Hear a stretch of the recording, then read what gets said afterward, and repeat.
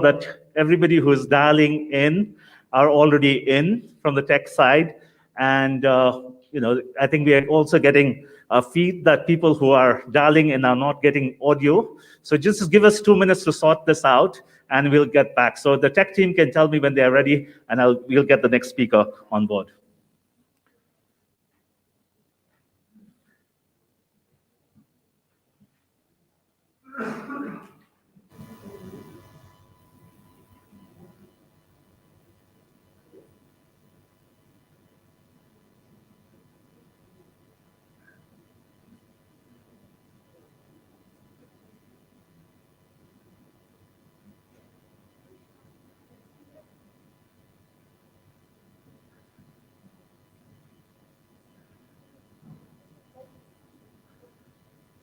Okay, we get the signal that it's working.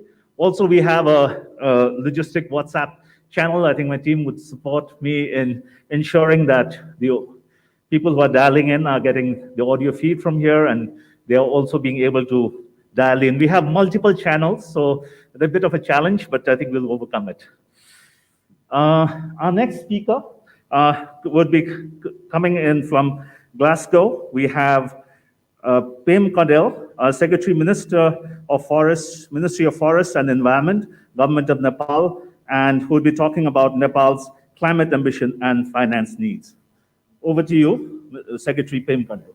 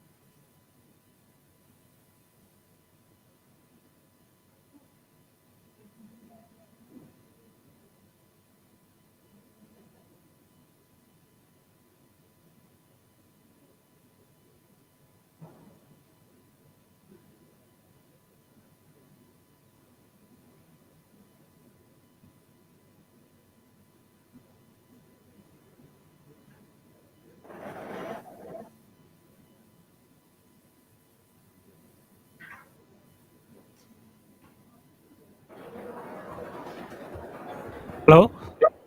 Is it working now? Okay. Namaste and good morning from Glasgow. I would like to thank British Embassy and ICIMOD for organizing and hosting Making Climate Business in this event. It is my immense pleasure to note that Nepal has already shown global solidarity on greenhouse gas emission. Instead, being one of the most vulnerable countries, having climate change adaptation at the top priority, we have already raised our ambition to achieving net zero by 2045. through transformation on the energy sector from fossil fuel to clean hydro energy and maintaining the 45% forest cover.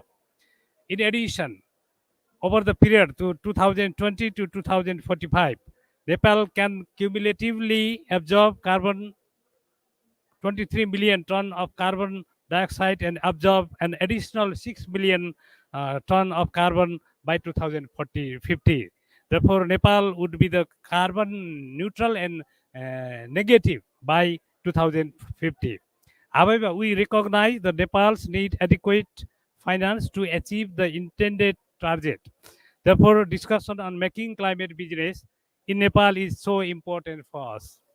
Excellencies, climate finance is and will be the central to national capacity building on climate resilient development, planning and execution, technology development and transfer.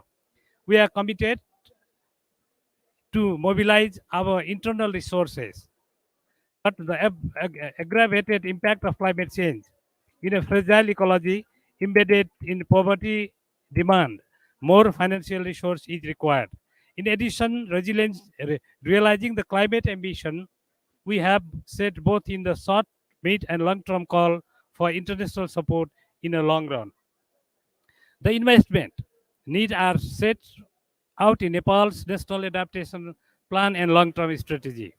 Adaptation is a high priority for Nepal, and about 50 billion US dollar by 2050, of which 21 billion in the midterm by 2030, and remaining for the long term by 2050. So we do need very high amount of money for implementing the National Adaptation Plan. After implementation of NAP, Nepal can increase the resilience of people, nature, institution, and societies. In this outset, I would like to inform that the Nepal NAP process has been working on bringing private sector also in climate change business. A nationwide capacity building together with formulation of national strategy and climate resilient business is undergoing. I hope the final outcome will be able to bring the private sector on board in climate change adaptation and mitigation business. So involving private sector is very important in NAP implementation. On mitigation, by 2050, our long-term strategy outlined the need for 196 billion under the with additional measures scenario to keep Nepal's cumulative net zero over the next 30 years. So with additional measure, Nepal will achieve net zero by 2045. Therefore, we do need a very huge amount of money to implement the long-term strategy in Nepal. Since the action for both adaptation and mitigation are financial, economic wide, and sectoral, my ministry has been coordinating and collaborating with the Ministry of Finance, National Planning Commission, and other line ministry to ensure climate finance is raised and channelized effectively to drive climate action. Because this is very multi-sectoral issue. Climate change is very multi-sectoral issue. Therefore, we have to involve the different ministry and agencies as well. Led by the Honorable Minister for Forest and Environment, secretaries from the National Planning Commission, Ministry of Finance, and myself, along with the Nepalese delegation from Line Ministry here at COPE, have met with bilateral, multilateral agency, private sector, and has been communicated to unlock climate finance for driving climate action in Nepal. Excellencies, ladies and gentlemen, as I indicated, Nepal needs an uncompromised USD 2.1 billion every year until 2030 for implementation of its NAP. Likewise, the implementation of NDC and LTS require another same amount in addition to the introduction of new low emission technology. I would like to inform that Nepal has been making all possible efforts in climate change mitigation through several instruments where our people have more expectation from the international community for solidarity in our national growth priority as well. We therefore expect from COP26 to reach the 100 billion US dollar target annually and new more ambition target for the future. Maybe this 100 billion annual target could not fulfill the need of our climate emission. Therefore, we will call the whole party to increase this fund. In addition to public financing, private sector financing will be a key in energy, forestry, agriculture, tourism, and urban sector. And I would like to reiterate our Right Honorable Prime Minister's statement made this morning to welcome investment in Nepal's green sector.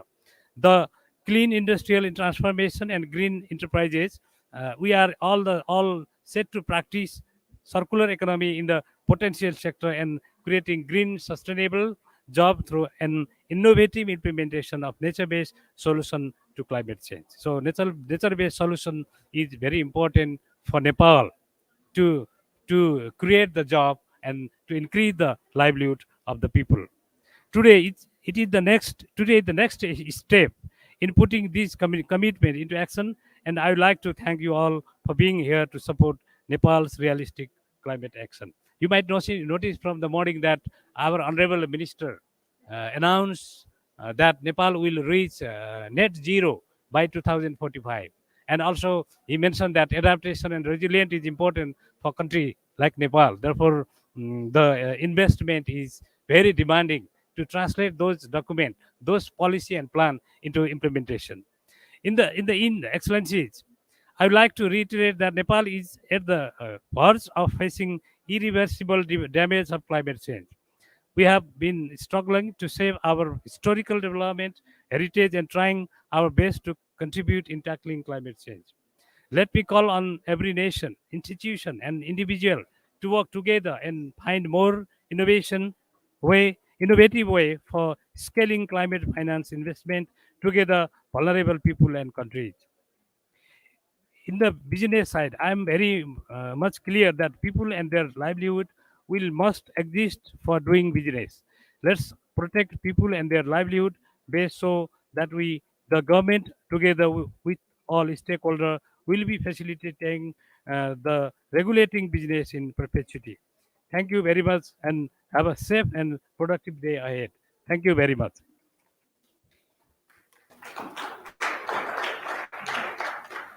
Thank you very much, Secretary Pim Condell.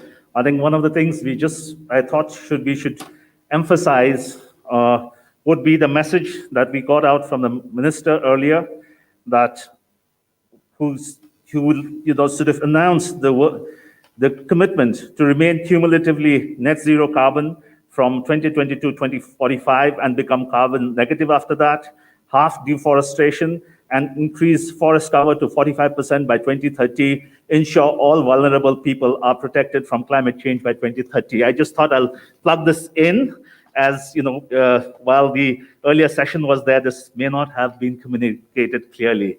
Our next speaker is Secretary, Ministry of Finance, Mr. Madhukumar Marasini.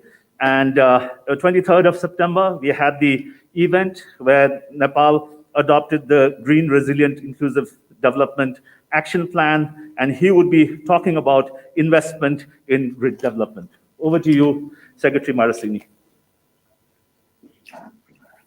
I hope you hear me, right? So thank you, Suzy. And a very special good morning to friends in Glasgow. And good afternoon to all the friends, colleagues, excellencies, and participants in Kathmandu. So thank you for the invitation to talk to you today about Nepal's climate and green resilient and inclusive development finance needs. As most of you might have known that I have recently returned from COP26 in Glasgow, where I met with a number of climate finance institutions, and much of the talk was about mobilizing climate finance. And our participation in Glasgow, including, of course, by the Right Honorable Prime Minister and our team there, the expectation has gone up so high in Nepal. So I would like to urge, before I make presentation here, because we have raised the expectation of our people on climate finance. If we fall short on delivering on that expectation, then we lose trust. So before I speak on the subject matter, I would like to request you all that now, since we have risen the expectation and hope of our people. Let's prove it by delivering on this. So this is my message for today. And now I would like to go one by one on my slides. So next slide, please. While talking on this Nepal's climate ambition and green, resilient, and inclusive development plans, the outline of my presentation today is what are Nepal's climate ambition, ensuring climate is integral to development, grid as the tool for delivery, role of development partners, role of private sector investors and private sector, and some asks from today. Next, please. Next slide, please. Yeah. So what is the climate ambition needs? Climate financing ambition needs. That is, we remain cumulatively net zero carbon from 2022 to 2045 and become carbon negative after that. Halt deforestation and increase forest cover to 45% by 2030. Ensure all vulnerable people are protected from climate change by 2030. To deliver this ambition, Nepal needs access to finance. $20.5 billion for resilience and $46.4 billion for mitigation from now until 2030. These are large investments that government of Nepal does not have, and the government of Nepal expects that our partners would support us on this, meeting this financing gap. Next slide, please. Why I think climate needs to be part of our overall green, resilient, and inclusive development planning, so that as we recover from COVID, we ensure climate risks and opportunities identified in our planning. Ensure climate finance is focused on Nepal's development priorities, not those of development partners or climate funds. This is the question we always confront with the media and civil society. So we need to be very careful in this respect as well. And ensure grid action plans deliver climate targets and green investment to make a real impact. Next slide, please. So Nepal is developing its green, resilient, and inclusive development plan that can provide clarity on where investments are required. In particular, it requires and identifies critical climate and grid sector for investment, provides a framework for integrating climate and development investment, act as tool for mobilizing finance for climate ambition, identifies the roles of development partners and private sector partners. And I was also very pleased to sign the LEAF agreement where apart from the government of Norway, UK, and USA, some big private companies are also partnering with us.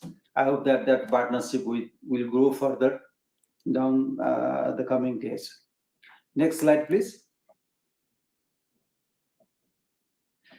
I would like to acknowledge the support of Nepal's development partners over the last few months to ensure the grid approach is successful in Nepal. In particular, that development partners' policies are increasingly well aligned to grid agenda.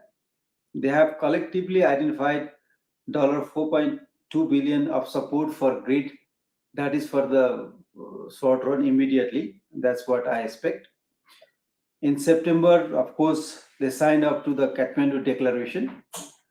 Development partners are now actively supporting the development of the Grid Strategic Action Plan and mobilizing their own funds for green programs like the Grid DPC with the World Bank and Green Growth Nepal with the UK. We want to integrate grid into next year's budget with grid support clearly identified. Actually, we have already included in this year's budget as well. If you see the new replacement budget statement, that the point 66 already has accepted the green development agenda as our priority agenda. Government and development partners have also started work on a great investment event next year that hopefully will be part of the Sagarmatha dialogue that the Nepal Prime Minister announced at COP26 last week. Next slide, please. This is the core, the private sector's role. This is the core of today's event, as it's clear that there are a number of sectors that need investment in energy, infrastructure, forestry, agriculture, finance, tourism, and insurance and technology companies. It is also clear that Nepal's grid and climate goals can't be delivered by public finance alone. Key sectors are already attracting investment, but we need to mobilize more urgently. We need to develop clearer plans and policies to mobilize green finance, including green bonds, risk insurance, and government guarantees. I am reassured that today it is clear we are all ready to help in this front. Next slide, please.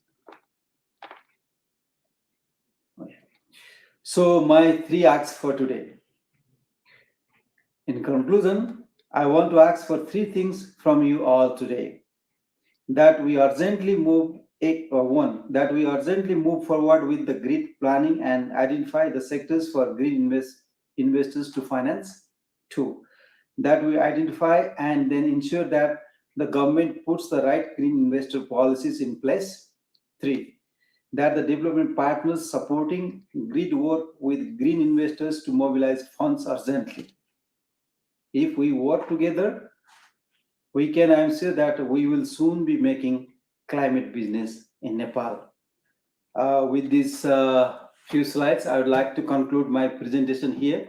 And once again, I'd like to reiterate that we need to deliver on the hopes that we have created, number 1. And number 2, I'd like to also thank the organizers, National Planning Commission, the UK Embassy, and ICIMOD to this very important event, connecting us from Europe to Nepal, and from within Kathmandu also. I'm in Singhadarbar and friends are in Komaltar. Thank you, incredible job. Thank you, organizers. Thank you very much. Thank you.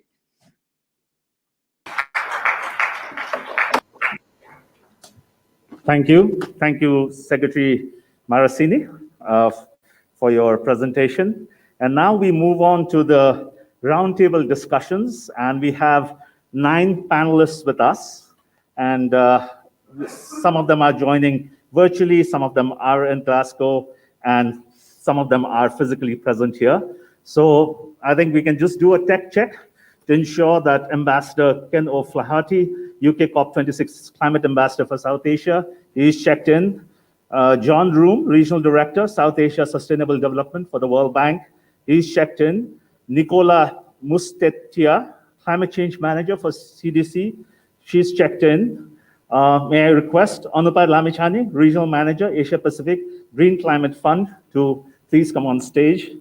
May I also request Ms. Srijana Rana, President, Hotel Association of Nepal, to please join us here on stage. We also have Mr. Sagar Gautam, Senior Engineer from Investment Board of Nepal. May I request you to please come on stage. We also have Nishinta Bhatta, Investment Manager, Dolma Fund. May I request her to also come and join us here. We would also check 2 other virtual participants, Manju Gurum, Acting Mayor of Pokhara Municipality. Please could you check, she's joined in. And Mr. Madhusudan Adhikari, Executive Director, Alternate Energy Promotion Center, AEPC. If he's joined in, I think he should be joining in in Glasgow.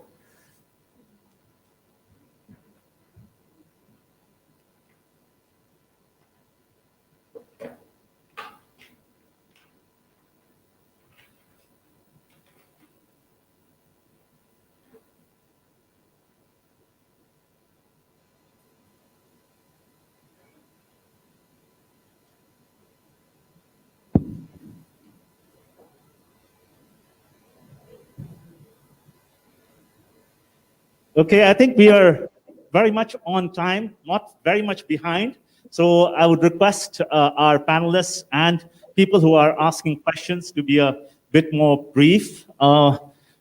As we are looking at the pavilion, we have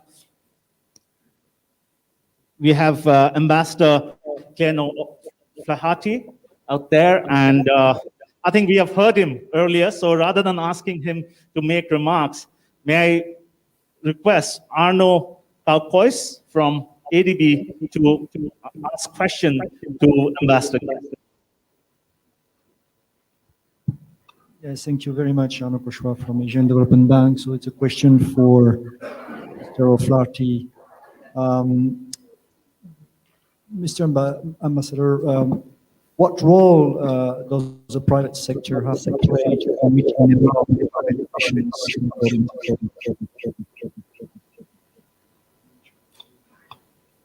Very much, and as some of you have heard already, my name is Ken O'Flaherty, so I'm the COP26 Regional Ambassador for the Asia Pacific and South Asia region, and it's a real pleasure to be seeing so many colleagues and I hope friends that I met during my recent visit to Kathmandu, and I saw for myself how Nepal is at the front line of climate change. I was very pleased to hear about the strong domestic ambition that Nepal had on climate change and its plans for international engagement. And it's been really gratifying to see here in Glasgow those plans translate into reality. And so once again, I wanted to say how welcoming we are of the announcement today by Nepal that it will be climate carbon neutral from 2022 to 2045 and will then become net carbon negative. I think this sends a really strong signal to the world on the urgency of climate action, and it's certainly an example which I will be quoting with other countries in my discussions with them here in Glasgow. I'd also like to say how timely this event today is. I think in many ways, one of the more strong results of this COP will be on investment, on mobilizing the private sector, on mobilizing international finance in support of global climate goals. The private sector has trillions of dollars to invest. We are hearing from them saying that they are ready. And so now the challenge, of course, is to mobilize that finance and answer the question, how can Nepal raise the billions of finance, which we have just heard from the Secretary in the Finance Ministry that they need to meet their climate pledges. I'll be brief, but I'd like to quote four I's, which I think are particularly relevant to that question. The first I would be around institutions. We would suggest that further reforms to make government institutions more agile and more able to work with the private sector will be key, from Nepal Rashtra Bank to the Climate Finance Unit of the Finance Ministry to the Investment Board of Nepal, the Disaster Risk Reduction and Management Authority, and of course the new electricity regulator. They all need to be working together to make climate business in Nepal attractive to those global investors. And of course, just as importantly, the new provincial and the new local governments will be needing to also raise private finance for local green investment at all levels. Secondly, I would quote the need for incentives, new policies to make the private sector move quickly in the green sector, and importantly, providing certainty that these policies will be consistently applied for an agreed time period. And that would be, for example, particularly relevant in energy pricing, markets, investment thresholds, and import tariffs in particular.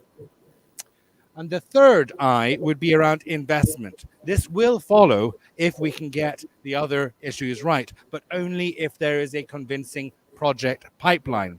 And so organizations like the Investment Board of Nepal need to work closely with climate investors to develop viable projects which can be announced at next year's planned Green Investment Summit.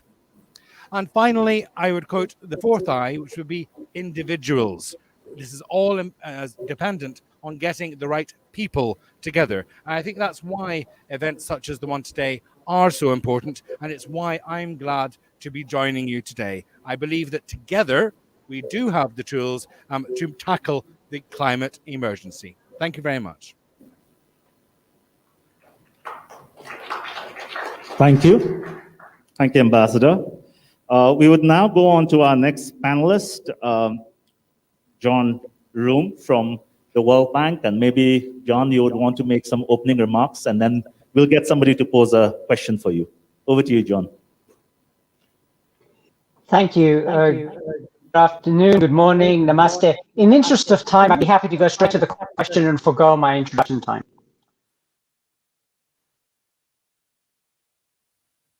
I'll move on to Aishani Lab to pose a question for John. Thank you, Sujay, for the open. I'm Aishani from the UN system. So it's making climate business in Nepal. When it comes to business, it's about people, it's about goods, and it's about services.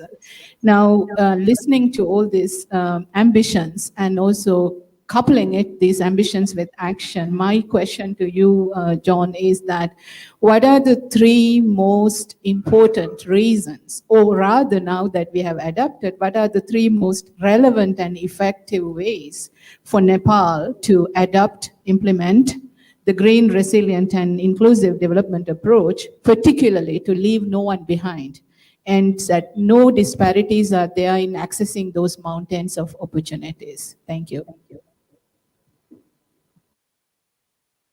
Thank you very much for that question. Indeed, the important good news is that Nepal has already moved on to a leadership position. Hold on, I need to turn my volume down. There you go. Nepal has already moved quickly to a leadership position in adopting the grid for pretty obvious reasons. Nepal needs to grow much faster in order to eliminate poverty. This growth has to include the poorest because it will accelerate growth. It's morally the right thing to do, and it will be required for political stability. We already know that in parts of Nepal, water is drying up and the Kathmandu Valley is choking on air pollution. We know that polluting now and cleaning up later is not a winning strategy. As we look forward, climate change, unless addressed, will hamper growth and poverty reduction, but it does give opportunities for better jobs and better incomes. Of course, hydro can not only generate income for Nepal, but can help neighboring countries reduce emissions, which will help Nepal in the longer run.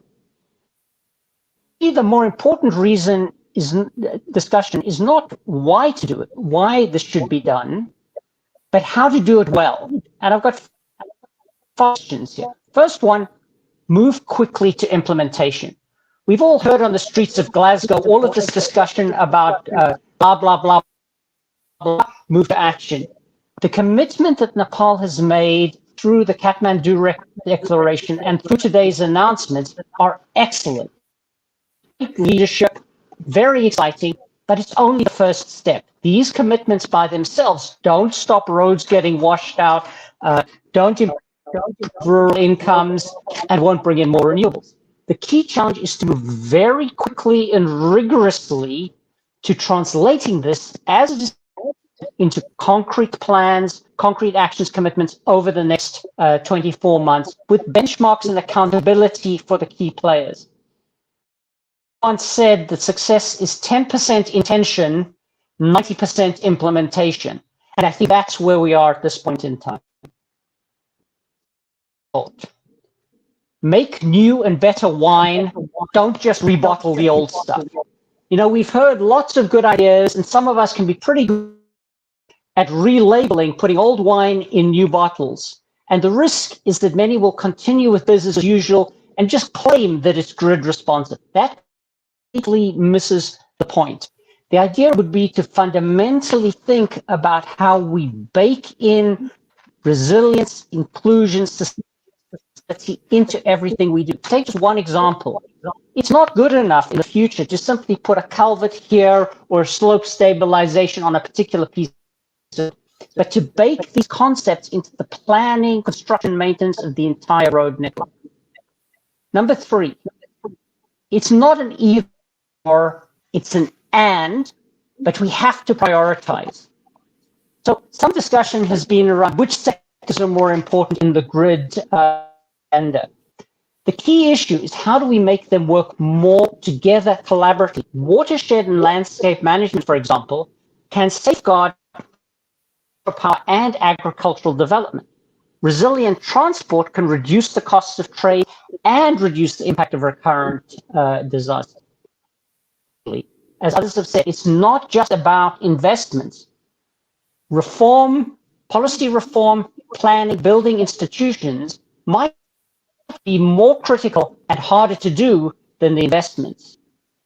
And third, if we try to do everything at once, we might actually less than if we could prioritize. One of the hardest challenges over the next few years, I think, is to prioritize and sequence, particularly in of tight financial constraints, what gets done.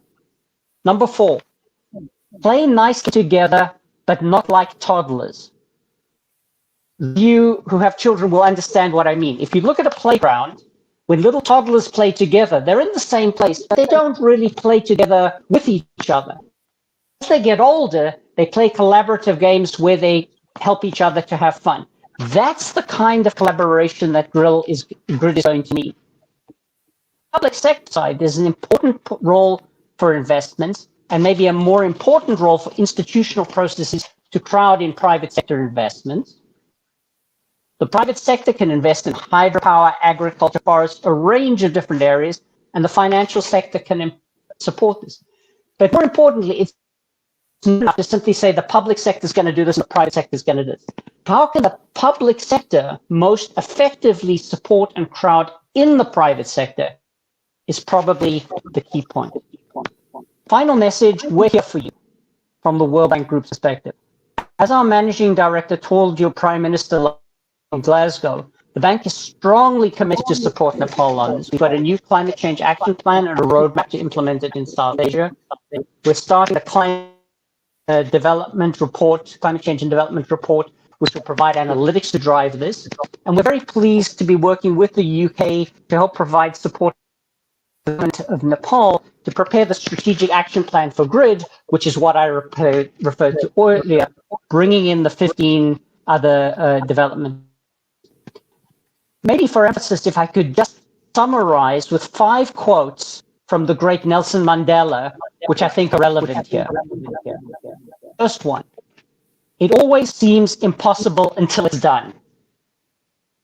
Number 2, after climbing a great hill, one only finds that there are many more hills to climb. Number 3, the greatest glory in living is not in falling, but rising every time we fall. Number 4, part of being optimistic is keeping one's head pointed to the sun and slowly move feet forward.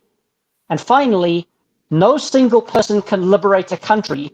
You can only liberate the country if you act as a collective. I think those points summarize some of the challenges and opportunities in implementing this grid in a way that allows the people of Nepal to benefit from it. I would leave you with the thought, if not us, then who? If not now, then when? Thank you very much.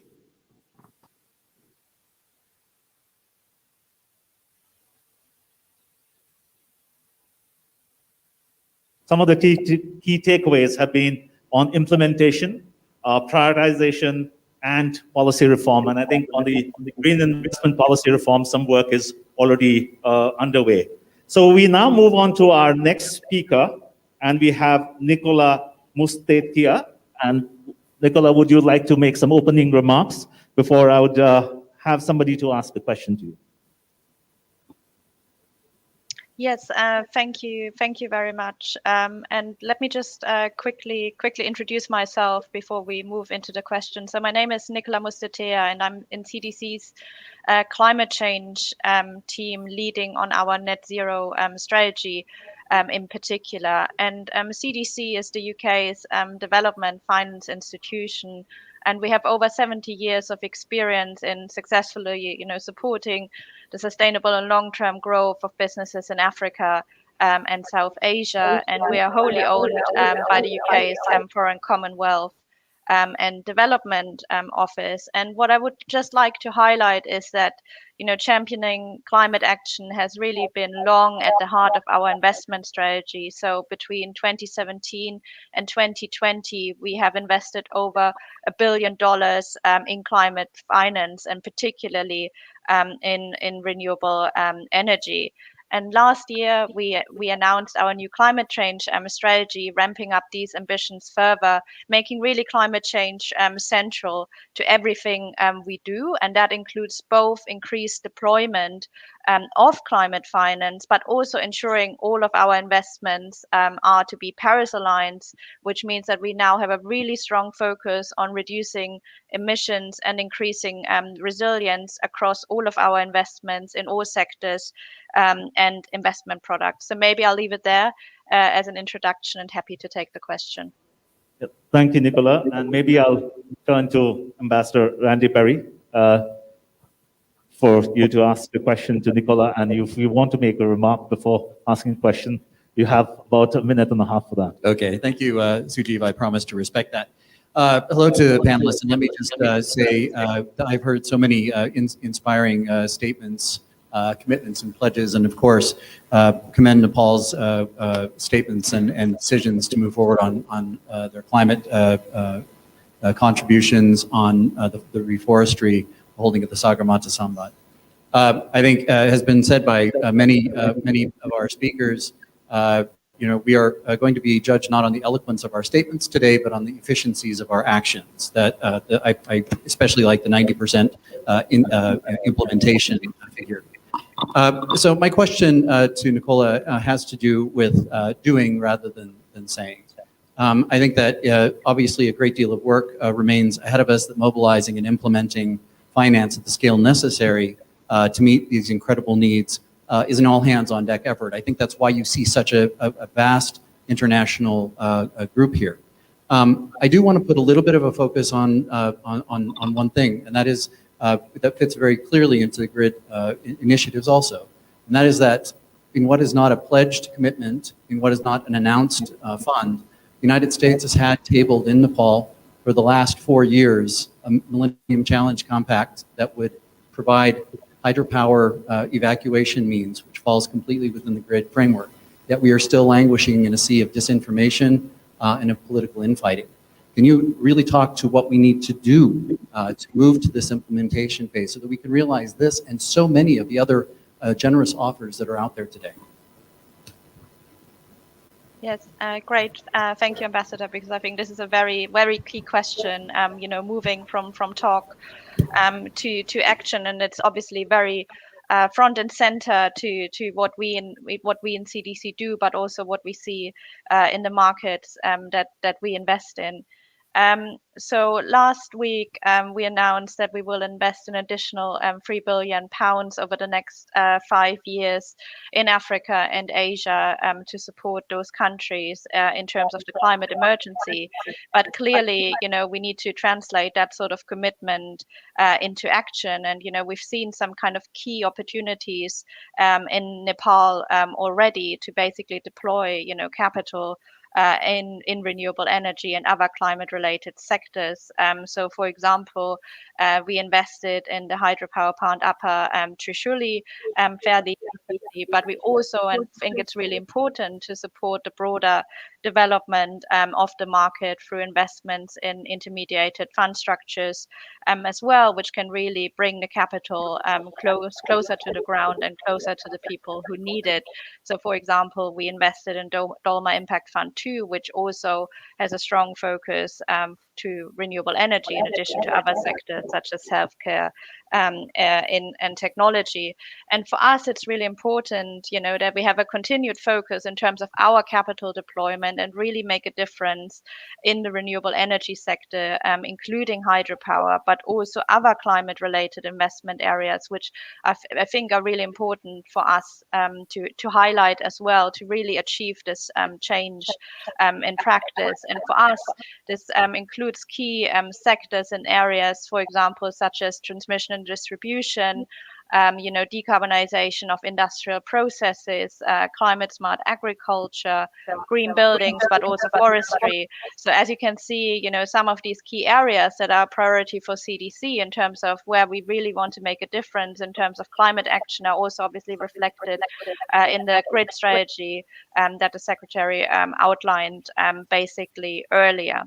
Another point what I wanted to really stress is, climate change, as we've heard before, is not a distant future. And it's really, impacting countries like Nepal, which is one of the most vulnerable already. So for us, it's also really important that, we mobilize more capital in businesses that provide resilient solutions for businesses and communities to adapt. And from a CDC perspective, we can deploy a range of investment instruments to do this. So we can either invest directly, or we can invest in intermediated structures by partnering with funds or financial institutions. And here what I would like to highlight, because there's probably a key opportunity in Nepal as well, is partnering with financial institutions by providing them direct credit lines for green purposes to really increase the green lending capacities and therefore increase the flow of finance to green projects, but also to support broader capital market development as well. So there are really, I guess, 5 points that I would like to make in terms of how we can actually, translate all of these commitments into actions and really make sure, that finance actually flows into projects and actually makes a difference to climate action and people's lives. So the first point that I would like to highlight is that we need to put a kind of strong emphasis on bringing capital in transmission and distribution and energy storage. A lot of capital obviously is flowing into renewable energy generation, which is absolutely vital, but equally vital is to make sure that we build a kind of supporting infrastructure to integrate more renewables over time and to also bring in intermittent resources such as solar power to diversify the energy mix. The second point I would like to make is obviously in Nepal, the policy and regulatory framework for hydropower, is very mature given the opportunities. And we've seen some positive steps in other areas such as electric vehicles as well. But it will be really important to build out, the policy and regulatory framework in some of these other climate areas beyond hydropower as well. And here, and this is my third point, I also want to highlight the need to put in incentives, and we heard about incentives already earlier, and regulations also for resource efficiency, for example, in the agriculture, industrial sectors as well, so that we can really create that sort of investment opportunity. The fourth point, particularly obviously coming from an investment angle, is the importance of facilitating local currency solutions for international investors, given some of the currency mismatch options. And then the fifth area, which goes back to some of the collaborative points that John made as well, but we see particularly in adaptation and resilience, there's a real need to foster public and private sector collaboration to bring in more capital in adaptation and resilience solution. So I think we are really excited about the commitments, Nepal made in the net zero long-term strategy, which has some leading commitments. And from a CDC perspective, we are really encouraged by the opportunities we already see, and hope we can continue to be a partner to really translate those into action and achieve, a difference in climate action and people's lives as well. So thank you for the opportunity to contribute today. Thank you, Nikola. And I think I've already got a note that we are running way behind time, but I think what we can do is dial into the pavilion once, see if Secretary Keval Bhandari has anything to say, because I know he made the closing remarks in the previous session. And then we can continue here because many of the panelists are already here. And so we can continue the discussion. So at the pavilion, if Keval Bhandari is there and Secretary Keval Bhandari wants to make any remark, he has about 2 to 3 minutes.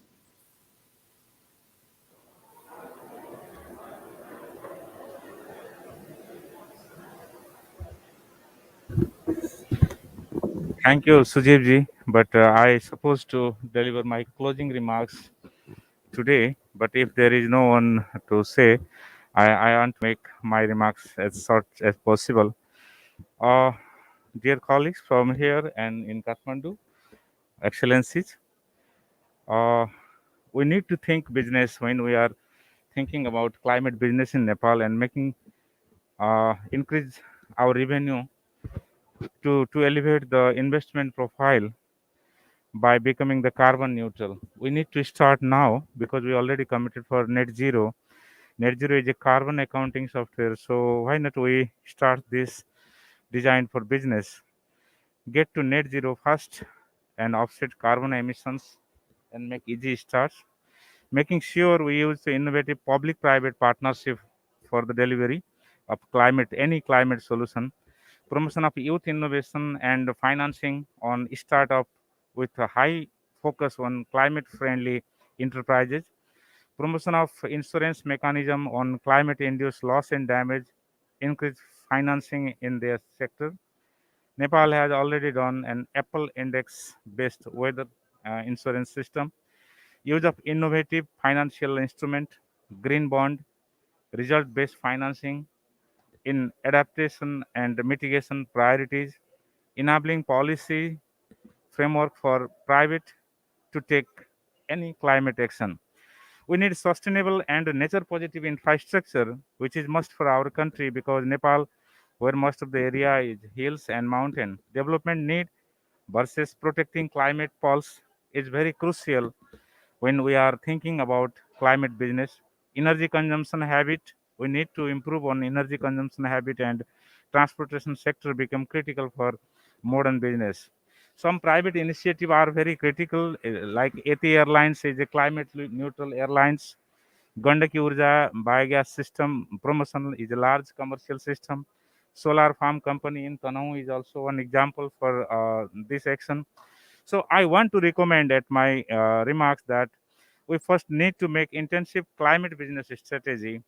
We must go beyond our business as usual. We need to revitalize commitment and promises towards the result and delivery. Compensation versus sobriety, avoiding making mistakes, which we are doing from many years. Carry out our commitments from NDC to rest.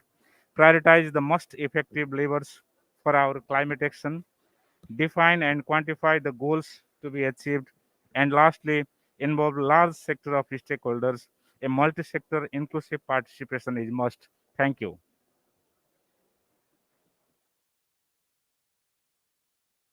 We are going to be, I think we have only the pavilion dialing in for a few more minutes. So I just wanted to take advantage of Secretary Keval Bandari being there and taking his comments. So we move on to the next segment, and our panelist here is Ms. Manju Gurung, Acting Mayor of Pokhara.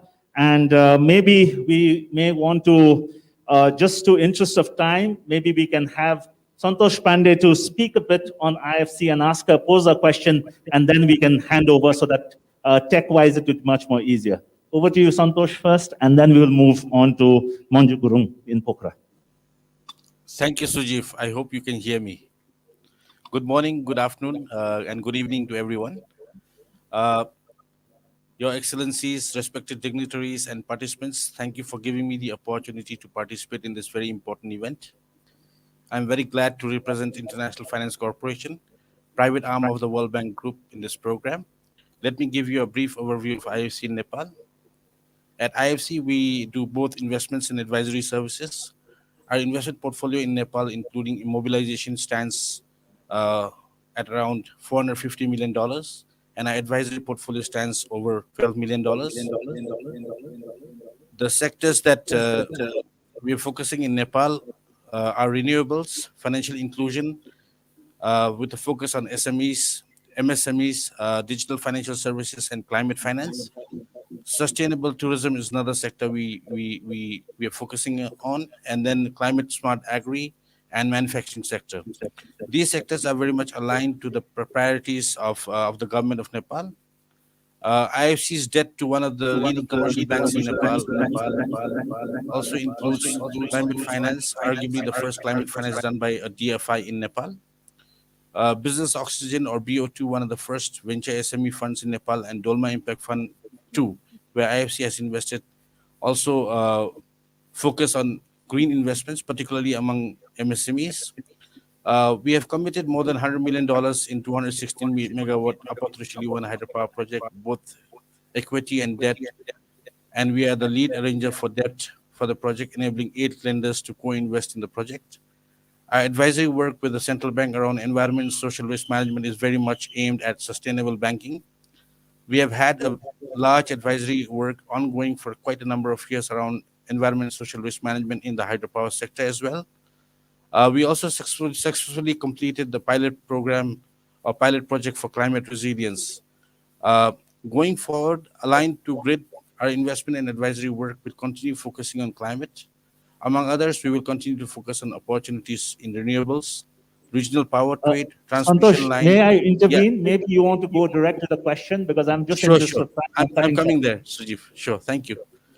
Climate smart agri and greening of financial institutions. So related to this, let me go to my question, as Sujeev suggested, to Acting Mayor of Pokhara. What do you think of making Pokhara carbon neutral city? And what role do you see that the private sector can play in actually realizing this vision? Thank you, Sujeev. Over to you. So maybe we'll have Manju Gurung, Acting Mayor Pokhara, to respond to this.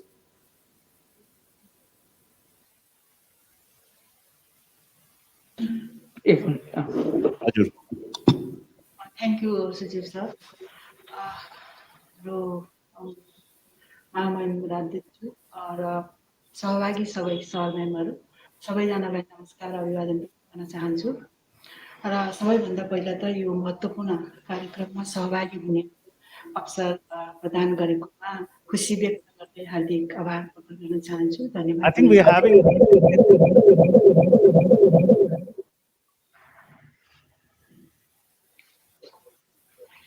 audio अलिकति clear भएन जस्तो छ। I think can the tech team ICIMOD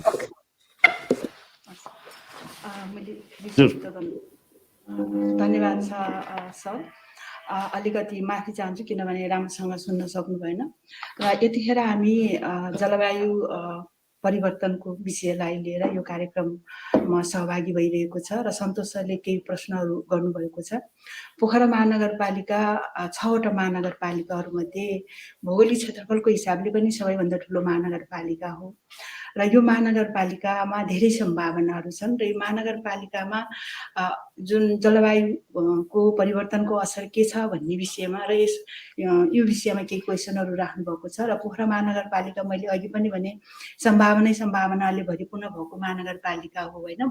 त्यो भएर पनि अब यहाँ के छ अपर्च्युनिटी, यहाँ चाहिँ नि क्लाइमेट इन्भेस्टमेन्ट लगानीको सम्भावनाहरू के छन् भन्ने विषयमा म यहाँ चाहिँ तपाईहरु समक्ष केही प्रेजेन्टेसन अथवा यो शब्दहरू राख्न चाहन्छु र पोखरा महानगरपालिकाको दीर्घकालीन अवधारणा के छ भनेदेखि हामीले पोखरा महानगरपालिकालाई समुन्नत पर्यटकीय पोखरा बनाउने अभियानमा हामी लागिरहेको छ र महानगर नेतृत्व पोखरालाई एक स्मार्ट शहरको रूपमा विकास भएको हेर्न चाहन्छ।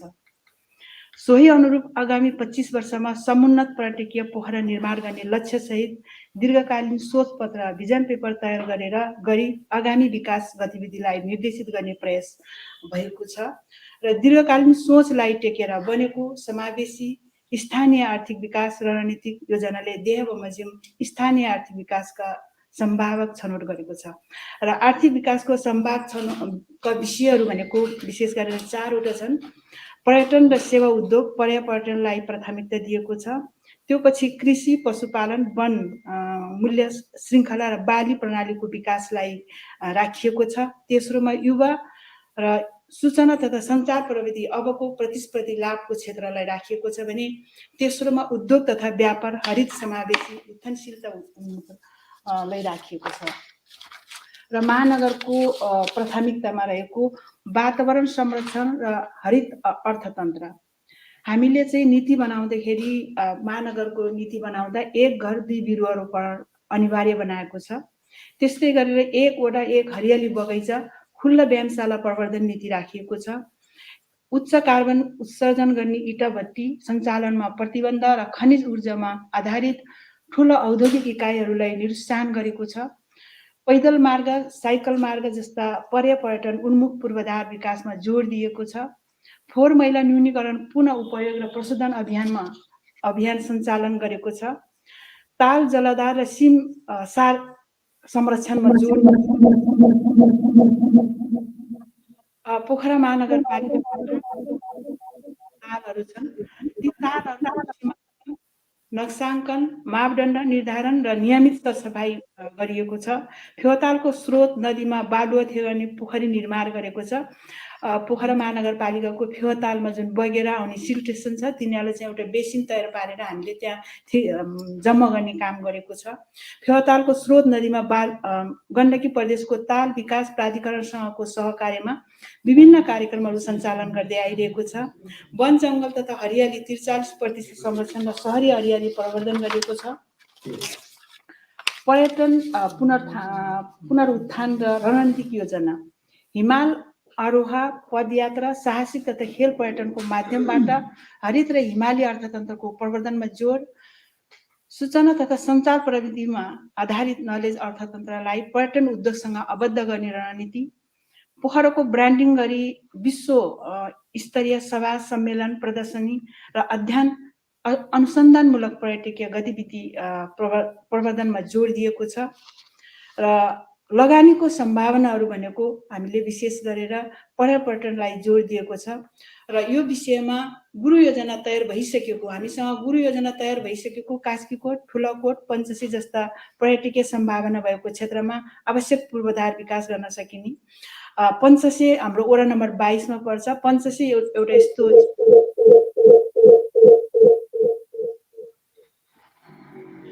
पञ्चसी जैविक विविधताले भरिपूर्ण भएको ठाउँ छ। त्यहाँ चाहिँ 143 वटा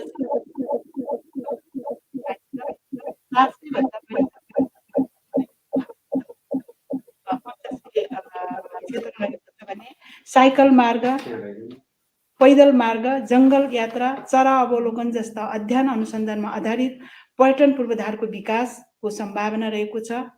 हिमाल आरोह, उच्च वेगीय साहसिक खेलकुदको सञ्चालन तथा प्रशिक्षण केन्द्रहरू निर्माण तथा सञ्चालन, विश्वस्तरीय ध्यान योग अध्ययन अनुसन्धान सभा सम्मेलनका लागि आवश्यक पूर्वाधार विकास पहिलो प्राथमिकता, अन्तर्राष्ट्रिय सम्मेलन केन्द्र वा सभा हाल निर्माण गर्न सकिने। हरित समावेशी उत्थानशील विकास, क्लाइमेट स्मार्ट जलवायु अनुकूलित बजार प्रणालीमा आधारित मूल्य श्रृङ्खलाको व्यवसायीकरण, आवश्यक सहायक पूर्वाधार विकास, न्यून कार्बन उत्सर्जन गर्ने विद्युतीय यातायात प्रणालीको लागि आवश्यक पूर्वाधार विकास, बस पार्क, चार्जिङ स्टेसनको साथै विद्युतीय मेट्रो मोनो रेल प्रणाली विकास, जैविक विविधता हरियालीले सम्पन्न वरिपरिमा सुन्दर क्षेत्रलाई मुख्य पर्यटकीय बजारसँग जोड्ने रणनीतिक महत्त्वमा सडक र पुल निर्माण, न्यून कार्बन उत्सर्जन मापदण्ड अनुसारको औद्योगिक पार्कहरू क्षेत्रहरू विकास पहिलो प्राथमिकता, सूचना प्रविधि पार्कहरूको निर्माण,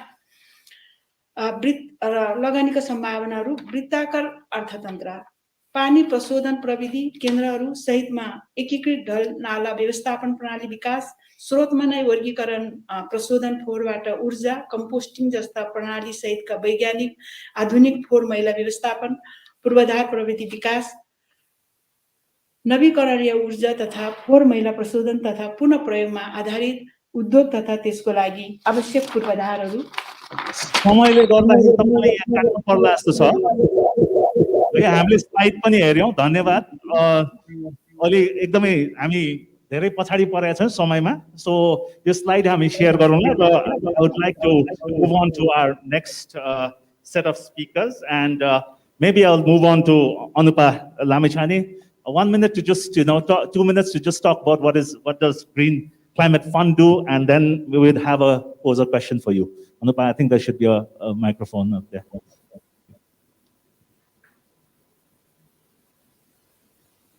Hello, can you hear me? Yeah. All works well. Thank you. Thank you so much, Sujeev, and thank you, Your Excellencies and ICIMOD, for this opportunity. It's a pleasure to be here and to be part of the panel discussion today. Let me briefly introduce myself and also the organization that I represent. I'm Anupa Rimala-Michani. Is there an echo? I'm Anupa Rimala-Michani. I'm the regional manager for Asia at the Green Climate Fund. I lead the country portfolio for about 24 countries, and Nepal is one of them. As most of you may be already knowing, Green Climate Fund is the world's largest climate fund with the 10 billion funding for climate action. It was set up by the UNFCCC and it serves Paris Agreement.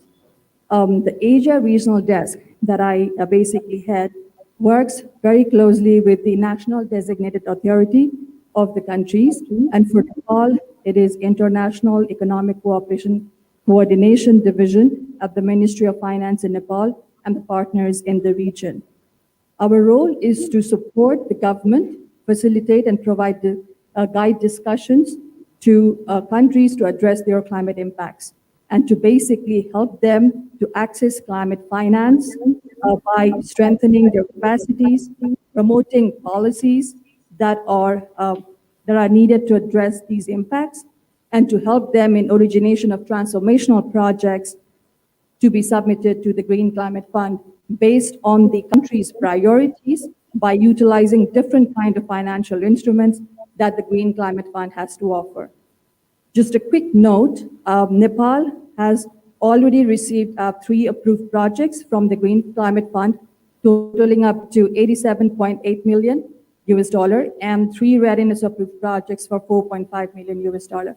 Let me stop here for the question. Thank you. And Anupa, for you, we have a question from Stephen Daniel from the World Bank. Stephen, yeah. Thank you. My question is just very brief. What do you think are the key priorities or the mountains of opportunity for GCF and similar climate funds to invest in Nepal? What specifically do you think GCF could come in on and support?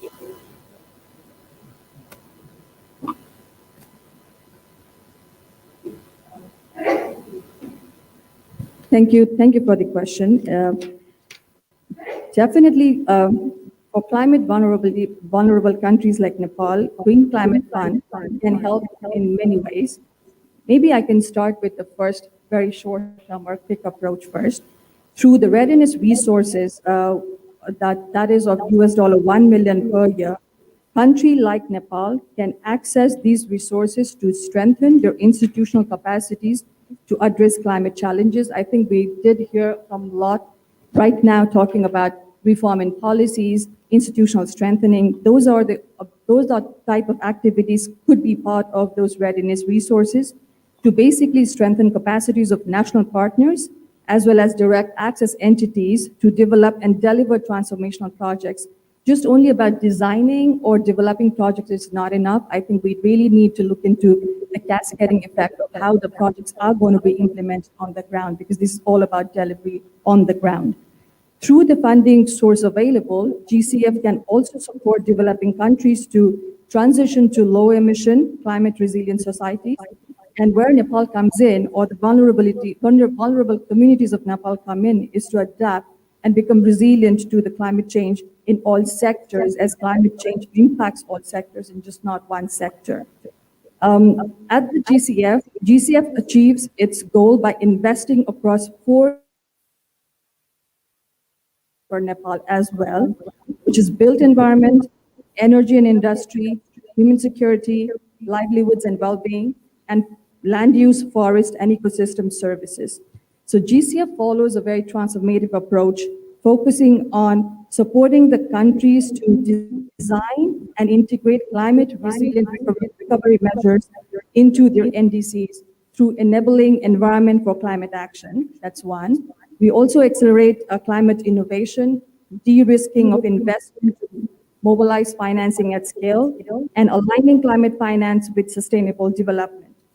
In 2020, despite the COVID-19 pandemic, $2.1 billion in GCF funding was approved for new climate projects. representing 2/3 of finance from multilateral climate funds last year. Likewise, in 2021, a record year for GCF, because we were able to approve 2.9 billion of climate finance for different countries. So what we do at the GCF and how we can definitely help Nepal, or Nepal can get access to these resources, is through key features of GCF, which is aligned with country-driven approach. So GCF financing decisions enables developing countries like Nepal to turn their NDC ambitions into climate action. That's one. The second one is we have very flexible range of financial instruments. It's not just only grants, but GCF can structure its financial support through combination of grant, concessional debt, guarantees, or equity instruments to leverage blended finance and crowd in private investment for climate action. I did hear a lot about private sector being discussed today, and I think this is a really good opportunity if Nepal is interested to invest or get access from the GCF. So what we also do is we enable the fund to pilot new financial structures to support green market creation. The other important aspect is on the risk-taking patient capital. GCF can accept higher risk to support early-stage project development, as well as policy, institutional, technological, and financial innovation to catalyze climate finance. The other important aspect of GCF is we're quite an open or partnership-driven organization. We don't only work with MTBs or UN agencies, but we also work with national entities. GCF operates through a network of over 200 accredited entities and delivery partners as of now, who work directly with developing countries for project design and implementation. In Nepal, apart from the MDBs and the UN agencies who are already working, APC and NTNC, or maybe let me just say the full form, Alternative Energy Promotion Center and Nature Trust for Nature Conservation, National Trust for Nature Conservation are two entities who have been accredited to the Green Climate Fund to bring projects to Nepal. And ICIMOD is also is a delivery partner to bring in the readiness projects. So apart from being an open and partnership organization, our focus is on balanced allocation to ensure adaptation financing. GCF is mandated to invest 50% of its resources into mitigation and 50% into adaptation in grant equivalent terms. 2/3 of those adaptation resources, which is about 66%, are already invested in the most climate vulnerable countries, which are SIDS, LDCs, and African states. An important aspect for Nepal, because since Nepal does also have a lot of policies on safeguards, we also really focus on strong safeguards. GCF has strong environmental and social standards, a comprehensive gender policy to mainstream gender considerations, and indigenous peoples policy. These are some of the key features and what GCF can offer to the country like Nepal. I'm happy to elaborate on any of these further if you have any questions. Thank you, Anupa. Thank you and it's good to have a Nepali out there at GCF, and hope to see you in Nepal more often and keep the discourse going.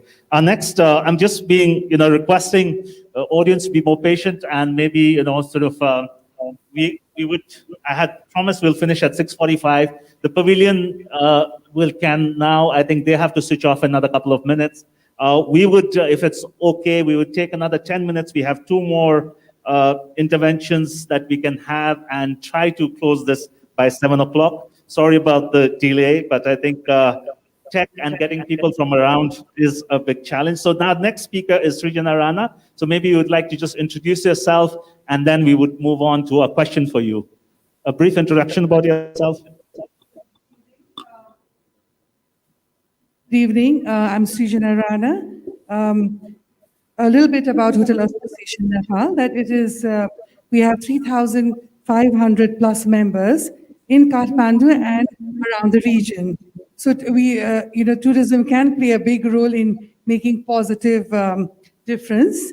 So this is a slight introduction about HAN, and basically to let everybody know that it is an umbrella organization of that many members. Thank you. And for Srijana, we would have a question from Ms. Bhavani Rana, former president, FNCCI. Good evening. Thank you, Sujib. Excellencies and distinguished participants. As I think you all know about FNCCI, it's an apex body of the private sector of Nepal. So we are very concerned on sustainability and investment issue affecting business in Nepal, especially due to climate change. And I think all of us, we are witnessing that due to the global warming induced climate change, the snow-capped mountains of Hindu Kush Himalayas are depleting rapidly. And Nepal tourism is very much dependent on mountain-based tourism, which is having additional negative impact because of this. And of course, additional risk of natural disaster is there. And then COVID-19 has also added a negative impact to the tourism of Nepal. But despite of all these challenges, we feel that there's a huge potential of opportunity in making climate business in Nepal, such in clean energy, climate smart agriculture, sustainable tourism also. And FNCCI, being an apex body of the private sector, we feel that it is important that we need to prioritize FDI and PPP investment in green business, clean energy, and sustainable tourism, climate smart agriculture, in which the investment board of Nepal has identified a portfolio of USD 45 billion of green investment project. And recently, FNCCI has decided to also establish a FDI and PPP investment cell in FNCCI itself. So my question would be, actually, both of us, we are from the private sector, so our concern will be the same, and the recommendation also. So especially could add and then maybe give her suggestion on how to create sustainability and investment issue affecting business in Nepal, especially from like as you are being from the tourism sector, you could highlight about the tourism possibilities and sustainability in Nepal. Thank you so much, Bhavani. Let me just go straight to the points that I've prepared. Shifting towards renewable energy sources, the world knows the importance of shifting from fossil fuels, from diesel, petrol, and LPG gas to alternative and renewable energy resources. From hotel infrastructure such as solar lights to electric kitchens. However, the public is not convinced because the initial costs are very high and many don't see the benefit yet.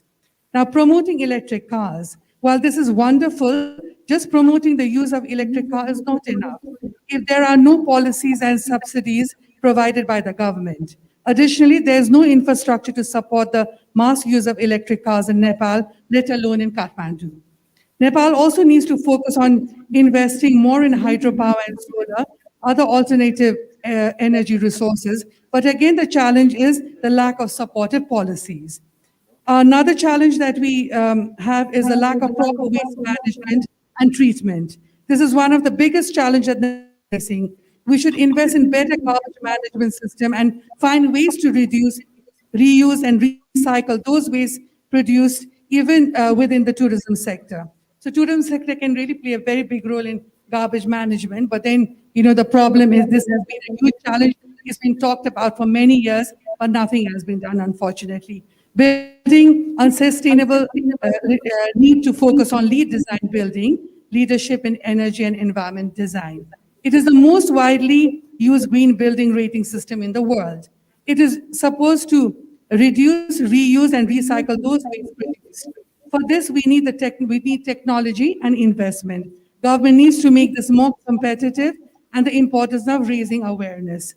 Now, the fourth point is the lack of proper communication and connection between all stakeholders, empowering local leaders in their respective fields, in their regions, and implementing creative solutions for small climate-friendly initiatives is very important. I'll give you an example that HAN members are attempting to ensure, looking into the possibility that rooms be declared as plastic-free with products such as bamboo toothbrush, using recyclable bottles, biodegradable trash bags, ceramic or glass shampoo bottles, and so much more. Investment can be made in recyclable bottle plants and packaging for the room amenities. But then the problem is these are still more expensive than plastic bottles.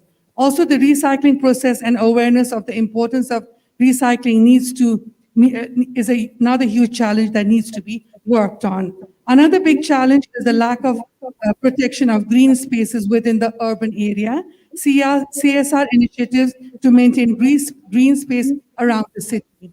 So this also could be one of the initiative as a CSR. Srijana, just I need to, okay, because I think they're switching off from the pavilion. I'll come back to you. So if Madhusudan has a few minutes to make a comment, I think we can move on to the pavilion. I think we're switching off in a few minutes. So since he's there, yeah, I think we've got 3 or 4 minutes at the pavilion. A 3-minute remark would be good. Hello, can you hear me? Yes, we can. Namaste to everyone. National Planning Commission, UK Embassy, and ICIMOD for organizing this program, and thank you for letting me to express my few words. I'm here in COPE, and we are hearing a lot of discussion on the climate change and the related issues. So I was given a question to talk on the renewable energy and possibility of energy trade of clean energy. As the time is very short, I just want to make it quick. As we all know, the energy, especially the electricity in Nepal, is all renewables. It mainly comes from hydro, and we are starting up to add other renewable energy sources also in the system. Around 93% of the population got the clean electricity access, but there is a lot to do on the energy transition in cooking, transport, and industrial applications. So we have to focus on that. We have huge potential of hydro, which is counted around 80,000+ megawatt, and we have a lot of other renewables like solar, biomass, bioenergy, and also new coming technologies like wind and others. So we can altogether develop all these renewable energy and use in our domestic purpose. But for the current demand, it will be much more than our expected use. So we can also have to trade, and our region is so lucky to have a very established market which could be replaced.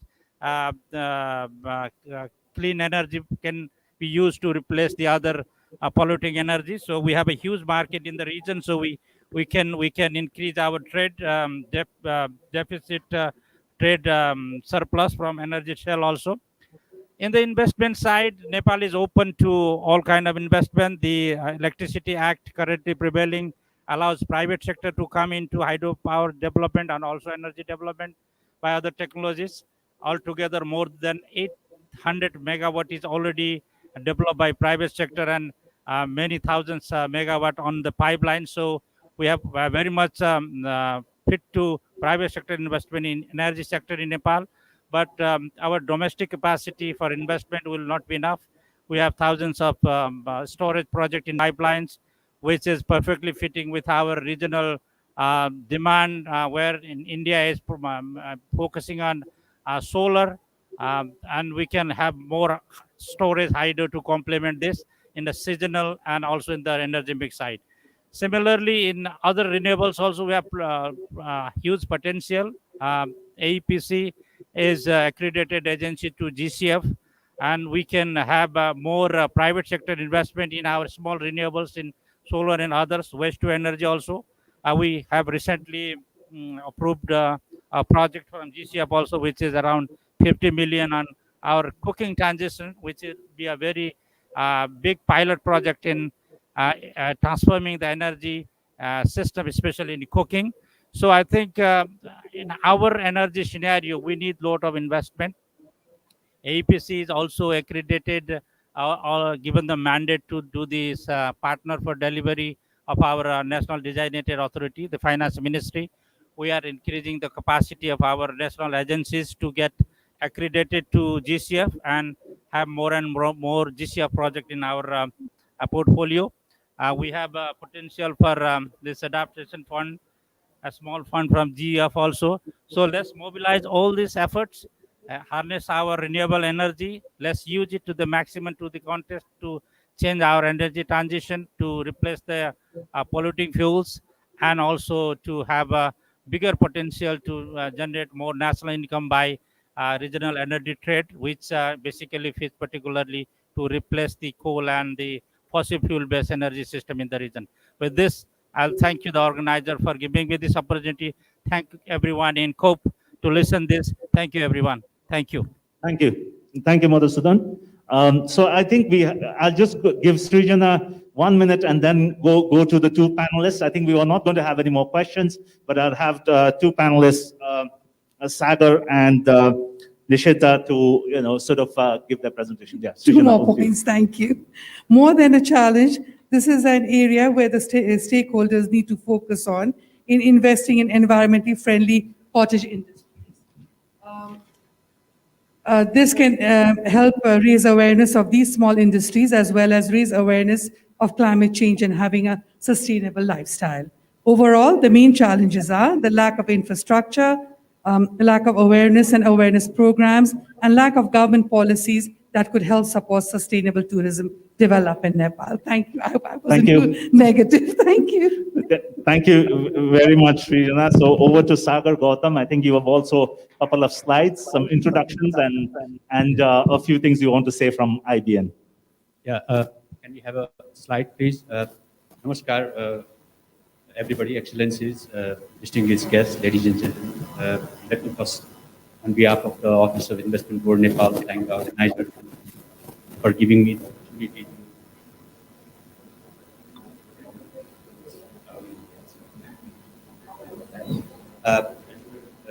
opportunity to present the Investment Board Nepal in this October.